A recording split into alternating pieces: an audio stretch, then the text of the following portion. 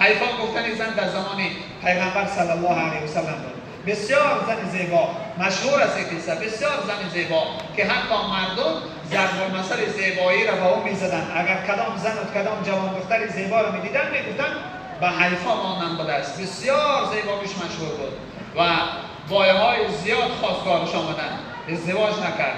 وقتی پیش پیغمبر صلی الله علیه و سلم آمد مسلمان شد، پیغمبر صلی الله علیه و سلم خواست که حبیب خدا مرا چند نصیحت بکن، مرا چند نصیحت بکن.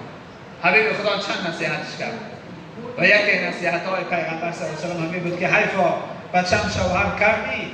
و حبیب خدا نی، تا حال ازدواج نکردیم. راستی با خواستگارها زیاد آمدن اما ما قبول نکردیم. گفت بچم نصیحتی مرا بگیری حتما ازدواج کن. بهترین زن است که شوهر داره و خدمت شوهر میکنه و دعای شوهر میگیره.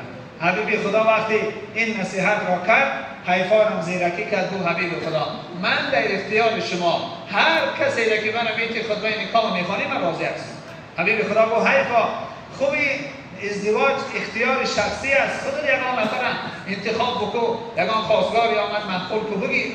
گفت نه حبیب خدا شرط همین، من در اختیار شما، هر کسی رو میخواهید من ازدواج کنم. حبیب خدا گفت وقتی مسیحیت این باشن، همین سحر در بامداد اولین شدن کسی مسجد در آمد، ما نکاح تو را با او میخوانیم. نگفت که کسی که از همه بای باشد، نگفت که کسی ماشین داشته باشد، نگفت کسی وظیفه داشته باشد، نگفت کسی آبرو داشته باشد. گفت اولین شده مسجد کسی در آمد، ما با همون موافق انشاءالله خطبه نکاح میخوانیم. گفت درست است پیامبر صلی الله علیه و سلم قبول کرد. ببین زن با ایمان چگونه، زنی با حیا چگونه زن هست. سحر بامداد اولین شده صهیب رومی در آمد رضی الله عنه، صحابه پیغمبر صلی الله علیه و سلم. صهیب رومی یکی از صحابه های فقیر پیغمبر صلی الله علیه و سلم است. نه خانه داشت، نه در داشت، نه مال اموال داشت. اولین شده در آمد، نماز بامداد خواندن، حبیب خدا صهیب فریاد کرد، حیفا را فریاد کرد. گفت نزد من بی بچم. آمد گفت حیفا همین صهیب شرط ما درست آمد. گفت قبول از هر چی که شما بگین حبیب خدا من به وعدم هستم. گفت صهیب زن میگیری؟ پیامبر صلی الله علیه و سلم به صهیب گفت صهیب زن میگیری بچم؟ گفت حبیب خدا زن از کجا هست؟ برای زن پول در کاره، باید یک درزه پول باشه، مهری او را بتیم، باید مقصد معرکه ها و توی ها بکنیم امروز جوانهای ما. گفت حیفا صدا زد گفت حبیب خدا ما مهرانه پیشکی بخشیدیم، ما در مهر در کار نیست، ما از براس خدا بخشیدیم. صهیب اگر قبول کنن ما مهر بخشیدگی هستیم. گفت من مهرش تمام رسال شد. گفت خب مهر که تمام شده باشه قبول است، اگر آسان باشه مقصد بی مهر چقدر آسان است زنگیری، ما شرایط پول نداریم. خلاصه حبیب خدا صلی الله علیه و سلم نکاحشون نخواند، خطبه نکاحشون نخواند، نکاحشون کرد. گفت صهیب اکنون بگی همسر تو بره خانه. گفت حبیب خدا صلی الله علیه و سلم خانه چی؟ در کجا خانه؟ خود ما یک جا کده نمیتونستون با این رسته رو بار کردیم. حیفا گفت حبیب خدا ما خانه داریم، خانه از ما. صهیب گفت برای دسترخوان کو ولیمه کو، یارو رفیق تفیرات کو، توی تا اعلام بکو. صهیب گفت حبیب خدا من یک پاره نان قاق ندارم بخورم. روزها تنی بالای صفحه مسجد تو میشینم که از کجا یک نفر خیمه ارائه کنه و یک پاره نانی به ما برسه. حیفا جوان مردی کرد، پهلوان زنک بود، دارا بود. گفت که حبیب خدا ولیمشم در روده ما ولیمشم میکنیم. شما بیگاه که گروهی های صحابه ها رو بگیرین بید بخیرین بالای دسترخوان ما دعا کنین در حق ما، قطع صحابات، قطع بزرگا و قطع شخصیت های نیک. حبیب خدا گفت صلی الله علیه و سلم که صهیب نباشم دستی همسر تو بگه که برین پس زندگیتان. رفتن از دنبال زندگی. شب اول حبیب خدا صلی الله علیه و سلم حدیث مبارکش هست که شب اول اینقدر شب برکت هست در شب و عروس که پروردگار مهربان اینها رو بسیار امکانیتی بلند دادگی است که هر دعای شب اول بکنن خدا قبول میکنن. هر دعای نیکی شب اول شب یا عروس دعا بکنن خداوند قبول میکنه. این هدیه پدرکه تویانه پروردگار برای شب و عروس است.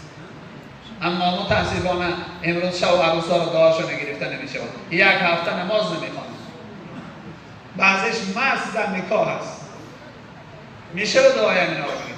حبیب خدا گفتن شما جوان پسرها، شما جوان دخترها نزد شب و عروس برین دعا بگیرید که دعای اونها شب اول و درگاه خدا قبول شونده است.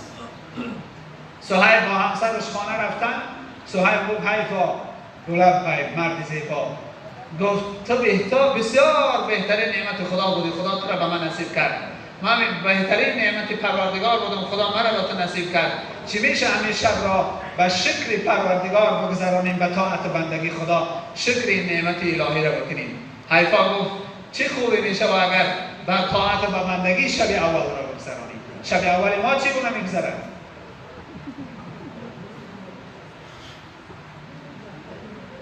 در دنیا گناهی نیست که در شب اول ما میگیم یک شب است، ما یک روز خرسنده داریم. جوانهای ما امروز این گناه شدن. ما یک روز خرسنده داریم، همه یک روز نکنیم. بله یک روز بکن، اما یک روزی است که خدا را خوشنود میکنیم یا شیطان را خوشنود میکنیم. در خرسنده خدا حاضر میشه یا شیطان حاضر میشه. تا صبح به عبادت خدا گذراندن. صبح پیامبر صلی الله علیه و سلم در میدان صبح در مسجد ششتگی بود. جبرئیل امین پیام از جانب پروردگار آورد. نمازی بامداد خواندن.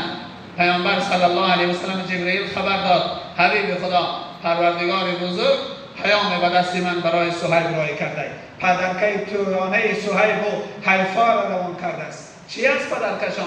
پدرکه امین است که این عمل این شب کردگیشان خدا همه گناهاشان بخشیده است. هیچ گناهی در نامه اعمالشان نیست. صهیب حبیب خدا بعد نماز فریاد کرد. گفت صهیب این شب چیکار کردی؟ گفت هیچ کار نکردیم، در که نماز خواندیم شکر خدا کردیم به این نعمتش. گفت چی کار کردیم در این شب؟ چی نوع خدا را شکر کردیم که پروردگار مهربان هدیه تویانه شما را روان کرد و شما تحفه روان کرد از پروردگار. جورات برات قالین آوردن، جورات برات پول آوردن، دسته گل آوردن، هدیه ها آوردن، اما پروردگار برای تو در شب تو هدیه روان میکنن. شب و عروس باید بدانن این هدیه را. هدیه چی است حبیب خدا؟ صهیب پرسان کرد هدیه چی است؟ چی هدیه خدا روان کرده است؟ تو هدیه پروردگار این است که پروردگار مهربان همه گناه شما را مغفرت کرد. حضرت صهیب دیگر در پوشاکش نمیخنچید، خست دوید سوی خانه. حبیب خدا گفت توکلت به خدا، دهکم دعا بکنه دوید سوی خانه.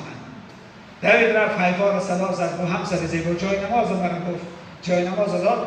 گفت که مکافات الهی امشب به ما و همین خداوند گناه حق به من بخشیده بود است. خوشا به حال تو آمیزنم که در زندگی من چنین برکت آوردی.